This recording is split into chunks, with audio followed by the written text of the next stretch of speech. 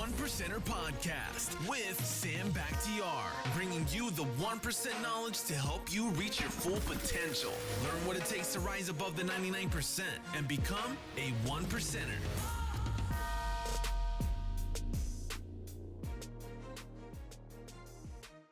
Welcome to the One Percenter Podcast. This is your host, Sam Bakhtiar, and I have someone very special that I've been trying to get on a podcast for a long time. Telli Swift in the house. What's up, Telli? Thank you for having me. Thank you for coming. I have so many questions for you, right? So you're a nurse. You're a mom. You are dating Deontay Wilder, the heavyweight champion of the world, which I know that's a job by itself, traveling and doing all that. You're an entrepreneur. You wear so many hats. How do you do it?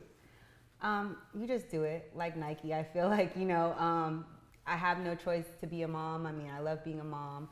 I don't want Deontay to take on all the load, so I try to do my part as being an entrepreneur and carrying that load as well too. So I feel like if I have 10 million things on my plate, he has times 10 of what I have. So I don't want to have him be more stressed. If I can alleviate some of that, then I'm honored to. I forgot to mention, you can cook too. Yes. I saw on Instagram, I was watching the stories and everything you were cooking for Thanksgiving. Did you cook all that? Oh, no. For Thanksgiving, we had it catered. I wish. I was going to say, I'm like, I don't have the time to cook all that. Okay. So, but I do cook. I do still make traditional Filipino dishes that he enjoys, and he likes Southern food because he's from the South, so you can't take that out of him, but I do cook. I love to cook.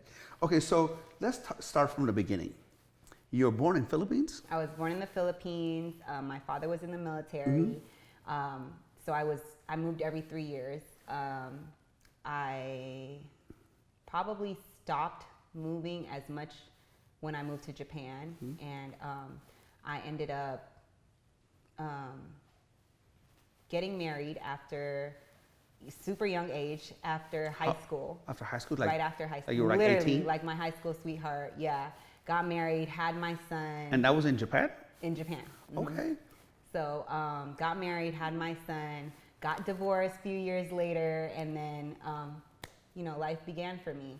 I went to school. Okay, so let me go back. So you got married about 18 years old in Japan, right?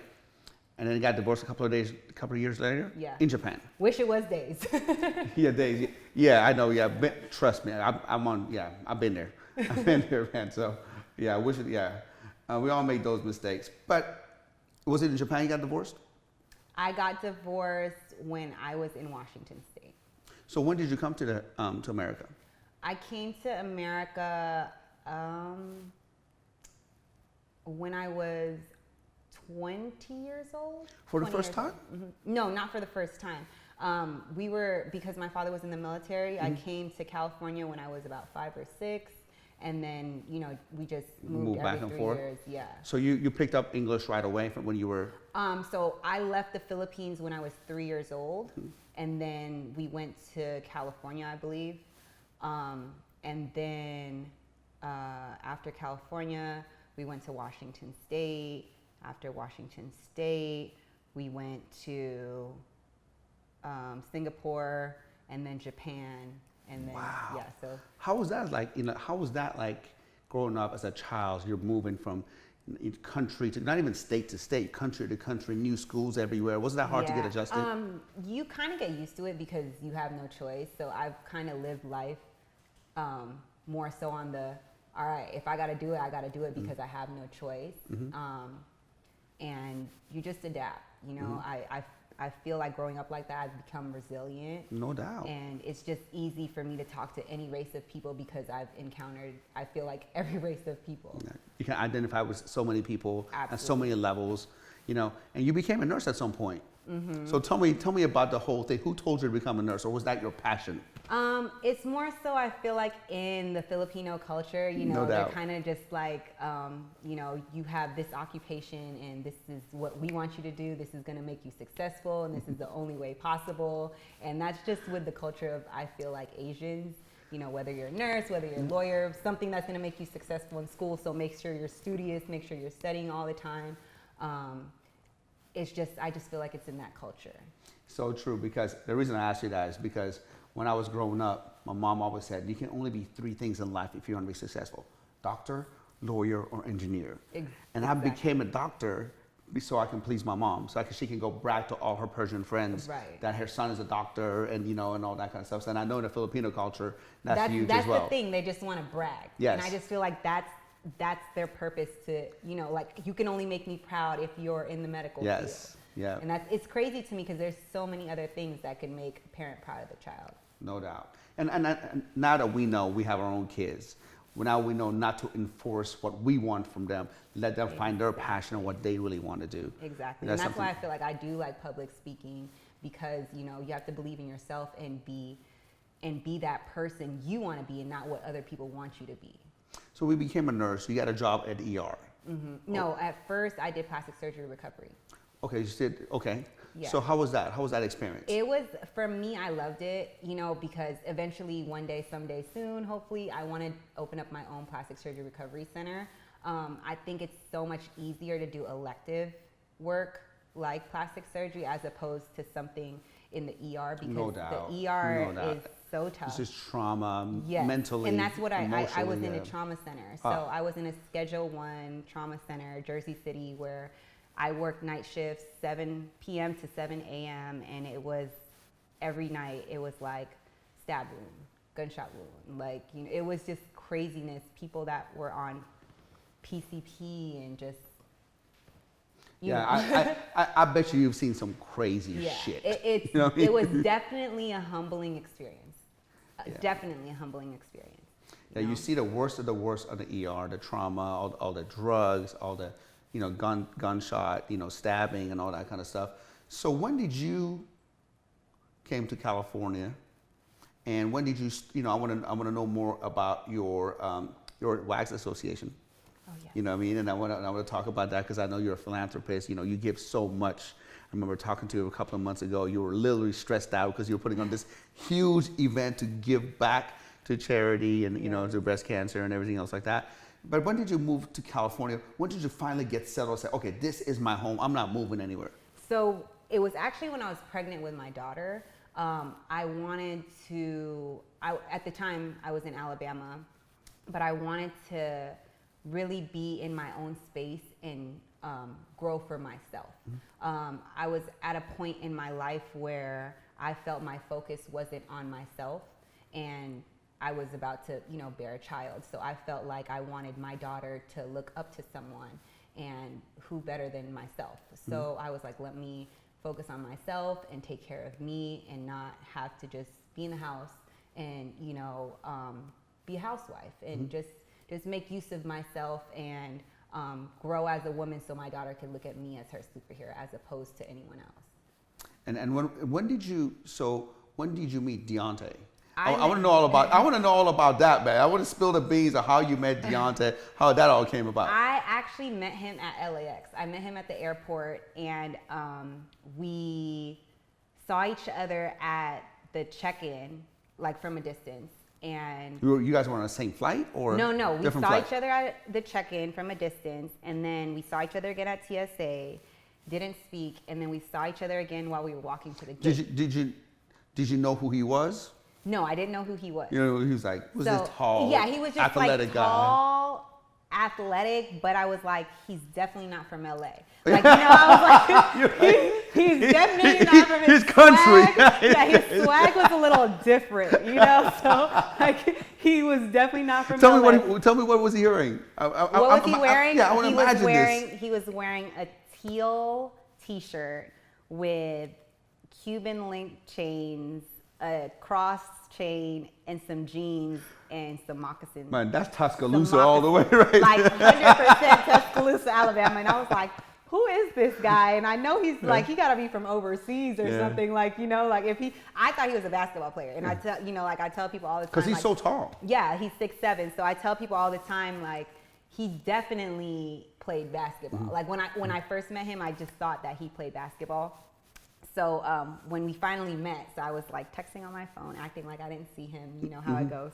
So he was like, oh, you're God sent. And I was like, oh, like another guy that's just trying to talk to you. He just went straight forward. And he said, you're God sent. Yeah, you're God sent. We're meant to meet because this is the third time we're both seeing each other. You know, the first 2 times he didn't speak. The first time he was super far away. He was smooth. Yeah, right? he was smooth with it. He was definitely 110% smooth with it. He had that Southern hospitality. So he was like, yeah, you know, you're God sent. He's like, where are you headed? And I was like, at the time I was living in Jersey. So I was like, I'm headed back home to Jersey. But he didn't know when I met him, I had an infection in my leg for 2 weeks. I'm sorry, I had an infection in my legs and I was in the hospital for 2 weeks. So he didn't know that like there was talks about like getting my leg amputated, and I was just like really going through it. So I really was in a rush to get home, and my mind wasn't focused on talking to a guy or, you know, like entertaining a relationship at that time. I was just so focused on, let me get back to my son. Take care of my, take care of my family, my life. So when I saw him, he was like, where are you headed? Blah, blah, blah. I'm from Alabama. So I was like, oh, my dad's from Alabama. You know, so we had that in common. So I was like, where, you know, like, we're in Alabama. And he's like, Tuscaloosa. And my dad's from Abbeville, which is like a 4-hour drive. Okay, at that time, how many years ago was this? This is 5 years ago. 5 years ago. So he was he heavyweight champion 5 years ago? He was, yes, that January. I met him that summer. Okay, got it. He just got his, So you were talking to the heavyweight champion, we didn't even know. Didn't even know it. I mean, like, I just didn't know I thought he played basketball. Yeah, and I thought he played basketball overseas because I watched the NBA. I was like, I watch basketball. Like, I'm a sports fan. So I just never saw his Obviously, face. you weren't watching boxing back then. No. I was watching boxing Manny Pacquiao because my mom's Filipino. Yeah, and like Floyd, you know, but I didn't know he was, you know, the heavyweight Okay, champion. so I gotta stop. So when Manny Pacquiao was fighting Floyd Mayweather, who were you Manny rooting Pacquiao. for? Oh, you went with your mom's people. Okay. Manny Pacquiao, only because I feel like like I'm all about like the heart, like, you know, like people's personalities. Like his personality is so loving and so caring, and he's all about God, and he's like, he's more confident than cocky, and I just feel like I vibe more with his spirit. Got it. You know. Got it. I think, you know, Floyd is a great fighter. I think he's a great defender. I think they're talking about fighting again. Yeah. I don't know. I don't know if I want to see it again. I don't know if I want to see it again because the first one sucked. Yeah, I just feel like I think they're too old. it's just a money thing. Yeah, for sure. Yeah. Sorry, I didn't mean. No, you're fine. So you were saying? So he was talking about Alabama, and you know, I mentioned my dad, and my friend came. So when my friend came, I wanted to be like, hey, bitch, I'm alive. Like, my leg didn't get cut off, you know? But he left. Like, I talked to her, and I completely cut off our conversation because I was so happy to see my friend that I haven't seen. And like I said, he didn't know my situation. So he was like, every time he talks about it, he's like, she was so rude. She just left. I know, but like, I'm like, I was talking to you, you just got on talk to your friend, and you just ignore me. That's a sign like I'm not interested. Right. So he left, and I thought he was gonna wait, you know, and he left, and I left, and then it just so happened we had a mutual friend that we both knew, and you know, 2 weeks later, I had a family reunion in Alabama, and he was like, why don't you come here we were talking on the phone, like nonstop, falling asleep on the phone together, and he was like, why don't you just come to Alabama a few days before your family reunion? And I did, and Southern hospitality, played in my hair, took me to see the stars, listened to music, and I was like, guys don't do this anymore, you know? Like, it was something I wasn't used to that, you know, like he gave to me. He courted you. Exactly. He actually tried. Yeah. You know, and what got me was I had to come back to catch a flight. I'm just tripping out because when I look at Deontay, I see this big, tall, mean-looking, tatted up, like kind of like gangster, thug, fighter. You know what I mean? But yet he was gentle. It was courting. Like, I love that. I love that. I see that. I love that. You know what's crazy? The first time that's a real man, though. That's a real man. You know what I mean? The first time that I saw him fight, I was like, who is this? Like, I didn't even recognize who he was because I was like, this isn't the man that I sleep with. It's a completely different person. Yeah. Like, you know, his energy changes, his persona changes. I call it his alter ego, right? No, his time of the month. His PMS, yeah. You know? So it's like, I mean, like, you have to have that in boxing. Oh, you gotta be able to turn it off and turn it on. You know what I mean? Yeah. No, I totally get it. I mean, a real man knows how to protect and be a fighter when he needs to be, but also needs to be able to be a gentle with his woman and his children. Yeah. And that I love to see that he's both, because Yeah. you see like other, guys at his stature, they're just all around fighters. Right. You know what I mean? They're not good around their kids. They're not good around their women and all that kind of stuff. But so it's glad to see that someone that can have both. Yeah, and like he's definitely good at like professing his feelings. When he feel like if he wants to say I love you, if he wants to say, like I want to spend time with my family, he'll definitely let people know. So he's definitely verbal. He's good about all that. Yeah. And so what happened after that? I want to give us the details. Yeah, so I ended up going back to how I fell in love was I ended up going back to Alabama after my family reunion. So I was like, okay, favor. So mind you, I just spent like a couple days with him and then went to my family reunion. And in those couple days, we got matching tattoos. His idea, which I kind of was like, I don't know. And he's like, come on, we're going to do it. So he's like, we go to the tattoo store and he's like, we're getting matching tattoos, we're in love. So I'm like, is he serious? In my head, I'm like, is he serious? Like, I'm really about to get this matching tattoo. I just, actually spent time with this guy one day. And then the next day it was like matching tattoo. Hey, that's real. That's official. Yeah. And it says love. So when we hold hands, like our hands say love on it. So I was like, okay, he's going first. Let me see if he's down and he's about this life. And he went, and I was like, okay, it's my turn now, And then we got it, and it was just like, I didn't feel bad about it afterwards. Yeah. It was like, I got it, and I was like, okay, now we have no choice but to make this work. Yes. It was like my wedding ring, you know what I'm saying? Yes. Like, it was like, now we have no choice. This is permanent. We're going to make it work. So I go on my family vacation, come back to Alabama. This is after our tattoos. So at this point, you're my man. Like, I don't care what you're talking about, you're my man. So I go back to Alabama. I was like, one favor. I need to bring my brother and my son with me because they're catching the flight with me. And he was like, yeah, no problem. So they spend a night. My son ends up waking up in the middle of the night. So he's like looking for me, and he comes to the room and he's like, Mom, I'm scared.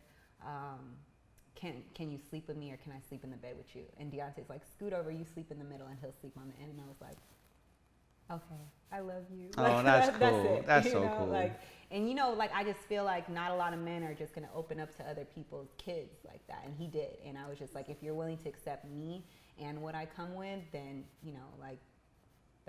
that's all that I really want. One of the things that I always admired about you, because I'm looking at you and everything that you're doing, is that even though, you are with Deontay Wilder, you making your own path. You know what I mean? And a lot of times it's easy for you to say, okay, man, you're the heavyweight champion, take care of me. But you're not doing that. Right. You want to have your own thing. You're going out there. You're making a difference in the world by having your a nonprofit organization. You public speak and all that kind of stuff. And now you're getting into clothing. Yes. So my association, I actually brought you a gift from my association. It's Boxing Wives Association, and we cater to family, women, and children. Our first event was breast cancer for Breast Cancer Angels, which caters to women that have breast cancers that can't afford their daily essential needs, so they help take care of those daily essential needs. Our second event was spina bifida, which Deontay's eldest daughter was born with, and it's a birth defect where your spine doesn't grow properly.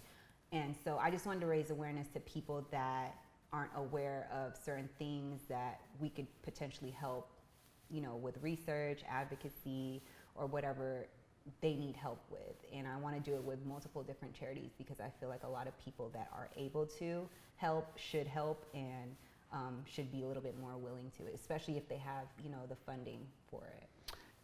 What gave you the idea of coming up with all the stuff that you have going on in life? Now let me just put another thing on my plate and give back to people. Yes, so the Boxing Wags Association came about because I was at an event where I was on the panel. It was called the Wags Academy. So they had NFL wives there, they had basketball wives there, and boxing wives there. And I was like, the the basketball has an association for women. The football has an association for women. So I was like, well, why isn't there an association for women for boxers? You know, and I was like, well, I might as well make one. My man is the top of the totem pole. Yeah. And, you know, I talked to all the wives and all the girlfriends, and I just decided to make one on my own. So. And that's awesome, man. It's weird that the boxing didn't have one. No, they didn't. It was meant to be. Yeah, it was just, you know, and now like I'm talking to WBC Cares and other organizations that want to be a part of my association and want me to help with their association as well. So it's growing, and I'm so proud and so happy about it. So the first time you saw Deontay fight, which fight was it? I mean, in person, in the ring. The first fight I saw was after Molina. So I think that was Duhaupas. Okay. Yeah, Johan Duhaupas, which he was from, I want to say Paris, because I remember Deontay having this little Eiffel Tower with a boxing glove on it. And I don't know if he gifted it to him or his team gifted it to him, but it was an Eiffel Tower with a boxing glove, and he was a tough one. You know, that was one where Deontay's eye got swollen because the glove cut his eye, and it was hard to see and know that I could help him, but I can't physically go up there and help him. You know what I'm saying? Yeah. So it was just like, it's tough to see your loved one in there, let alone fighting, but actually not being able to do something you know how to do and take care of. That was the hard part for me. Like, I can't go in there and be like, all right, you know, let me ice you up, or let me do something to help your situation, and you can't. You just have to sit there and watch and take it. Or you get really anxious? Do you get so anxious before the fights and during the fights? I mean, I can't imagine, you know, somebody, you know, like my significant other in the ring, and somebody's trying to take him out, and you're like, you know, sitting on your seat. How does that feel? I am a hot mess. I feel like when it's fight week, I have terrible anxiety. Like, I want to put Botox in my armpit, under my boobs. Like, you're sweating the whole time. time. I'm sweating the whole time. And I'm like, where is this coming from? And I know it's my nerves. And he's just like calm, you know, walking around. And I'm like, are you good? Are you good? Are you sure you're good? And I'm the one that's more like anxious, you know? Yeah. But he never really worries. So it makes me worry less. But I still have my anxiety is so bad. How's the camp? You know, like, I know the camp is gruesome, right? Twice a day workouts, you know, dieting and doing everything he can. So Deontay knows what he needs to put in to make sure that he prepares himself. Because, like I posted the other day, preparation, you know, stops the fear, right? Eliminates the fears. So he's confident in his ability and everything he's done, but he doesn't make it any better for you. Yeah, like Deontay's at a point where he never has to get ready because he stays ready at all times. Like, there's videos of my son recording him shadow boxing in the house. Like, you know, he'll just watch YouTube and start shadow boxing, you know, and he's just constantly in great shape. Yeah, in great shape, and he eats, sleeps, and breathes boxing. Like, there's nothing, like, I don't watch no other sports anymore because I'm watching boxing year round. Like, whether it's his fight, someone else's fight, like, it's constant boxing. What did you think about the Ruiz fight? Ruiz and Joshua? Yes. I think that it wasn't expected. I just felt like Joshua gave up. I felt like he didn't have it in him anymore after he knew he got knocked down like how many times? Like after he knew that he could lose, I felt like he was just like, fuck it, I'm gonna lose. Yeah. You know, and he just stopped trying, which you can't have that mentality as a boxer. Well, their fights are coming up again for the second time. Yes. Who you got? I really want Ruiz to win. You want Ruiz to win? I really want him to win. I know Deontay wants Ruiz to win too, right? Yeah, I want Ruiz to win because I know how hard Deontay has been working to get to his goal, to be the undisputed. And I feel like Ruiz would be boxing's politics, so I feel like Ruiz would be an easier matchup for it to happen because they're in the same stable. Yeah. You know, they're both with Al Heyman, and it could just happen easier than if Joshua got the title back. Because I feel like Joshua genuinely in his heart doesn't want to fight Deontay. Yeah. And it would just be an over drag of like an event. So yeah, we don't want it to be like the Manny Pacquiao Floyd Mayweather, where you don't dragging on anymore. and dragging on and dragging on. because I was looking forward to seeing that fight, you know.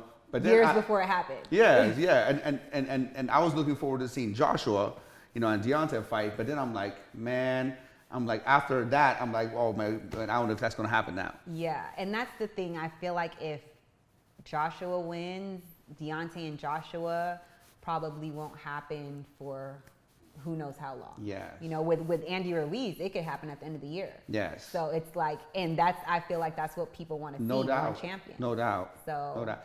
I don't think what I saw on the first fight, I don't think Joshua can beat him.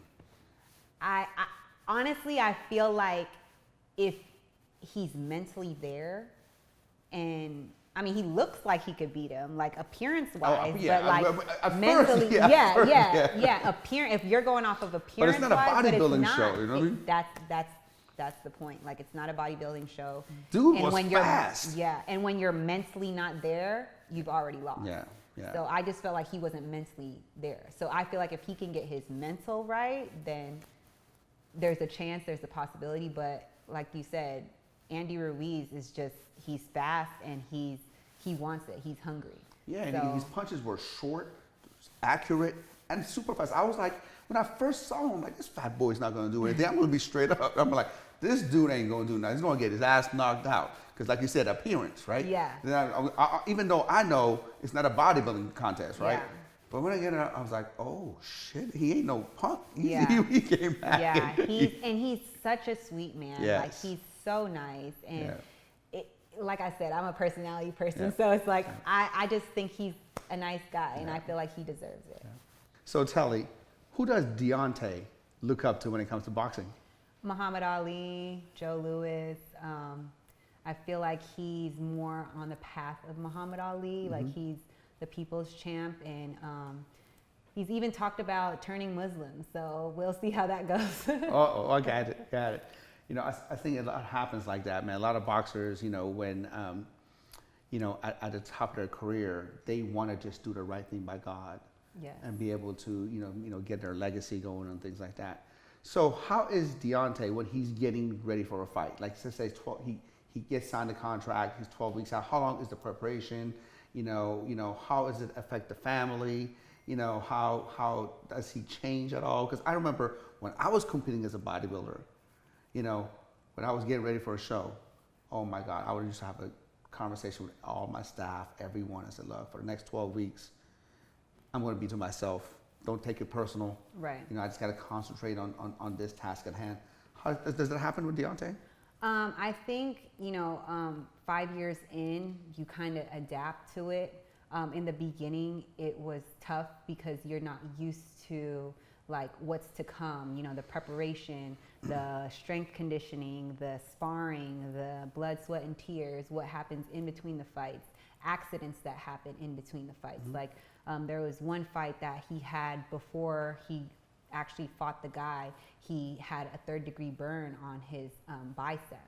So he said Deontay burned himself. How did that happen? So he was doing yard work, and he put like a pile of, I guess, like branches and stuff, and forgot to light a trail to light the actual pile of stuff he had, and he just lit it, and the fire ricocheted on his arm. He stopped, drop, and roll. I was in the car, and I saw, like, what I saw of it was him stop, dropping, and rolling. And Deontay's a comedian, so I thought he was like, I was laughing, and then he was like really on fire. So we had to go see a doctor, and then that was actually the same fight that he ended up breaking his hand and tearing his bicep in. So that whole fight, his right hand was a mess. Jacked up. Yeah, jacked up. Deontay still does yard work? Yeah. Like, what? He, I think he finds He's the heavyweight champion of the world. We don't have a gardener. We don't have a housekeeper. I'm the housekeeper. He's the gardener.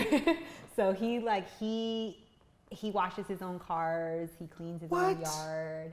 Yeah. So the heavyweight champion of the world washes his own cars, does his own gardening. How come? I mean, that's crazy. I think it's just the Southern mentality that he has, and he, like I said, he finds it therapeutic, and That's just what he likes to do. You know, like some people. I admire that though. Yeah. I do admire that. Because I don't know, ever since I moved to California, I'm originally from Pennsylvania. When I was younger, I washed my cars and I did all that, you know, but now it's like the time is so valuable for me. Absolutely. You know, I just want to get, you know, I'd rather work, I'd rather do other stuff. But for him, I think, you know, he puts his body through so much work and so much stress. That to him is like his mind is off of, you know. I think it's also like, for him, like a humbling experience of where he came from. Like, you know, like I have all these nice things, but I'm still human. I still eat shit and sleep like everyone else. So I'm able to clean my car. You know, there's people that are unfortunate and can't get up and clean their car, and he's still able. So I feel like it's more of that type of mentality as well too. Now, is he humble? Is Deontay humble? Absolutely, Awesome. absolutely. I love that. He definitely. He has godly moments. He definitely likes to be loud, not in, well, loud vocally, but, you know, loud in attire, loud in things that he likes, but he's very, very, very humble when it comes to family, when it comes to taking care of home. Oh, I can see that. I can see that, you know, on your stories, and I can see that, you know, with his kids. He's an amazing father, and he looks like you said, he has his stuff together overall. So, what do you see next for him? What do you see next for you guys? And are you guys, you know what, I'm just going to ask it. When are you guys going to get married?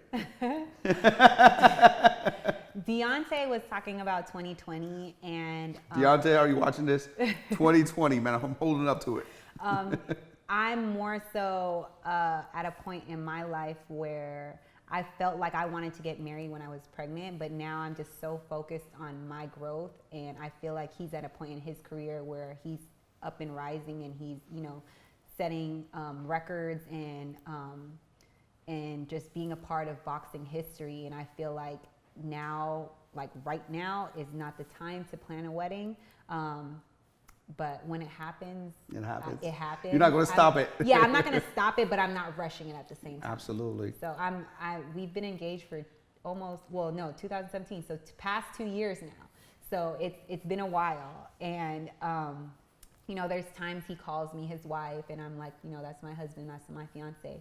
But I just don't feel like it's a priority for us right now, because both of our careers is rising, and our focus, like, we both know each other aren't going anywhere, so we're happy with where we're at. Speaking of all the stuff that you have going on, is there anything you have going on that we haven't talked about? I have up and coming events for my association. We're trying to set something up for the Caleb Plank and Alfredo Anguilla fight here in LA, and then Deontay's fight sometime in February after that. So hopefully we can talk to the networks and the venues that are having their events and do something there for charity as well too. Oh, so you're going to have something for the Tyson Fury fight? Yes. I want to be part of it this time. Yes, please. That would be amazing. For sure. And then speaking of Tyson Fury and the upcoming fight in February, you know, how do you feel about that, and what is your prediction? I feel like Tyson is, this is my opinion, I feel like Tyson is doing so much outside of boxing. What is he doing? WWE, I think. He's doing WWE. I think he's doing WWE stuff. So Deontay, his focus is boxing. Like, he eats, sleeps, breathes boxing. He watches YouTube videos. He shadow boxes all day, all night. He's in great shape. He never doesn't have abs. So I feel like Deontay's always ready. He doesn't ever let himself go. And I feel like he's just at a point in his career and his life where boxing is his, you know, focus, and that's what he's gonna do. He's super talented, and he can do other things like acting. I feel like would be something he would do after boxing, but right now his focus is boxing.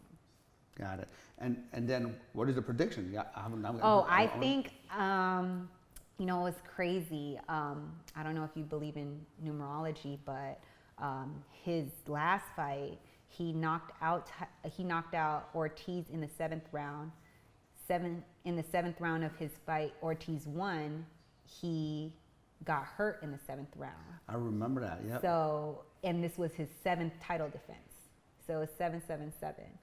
So it was just like, he believes in numerology. So He's like, it's his 33rd year, and you know, it's a magical number. So I feel like this Tyson Fury fight, I don't know if it'll go all 12 rounds. When Deontay fights people twice, it usually ends up in his favor. Deontay's fight, like 99% of the fights is like doesn't go 12 rounds. Right, so that's a pretty good prediction.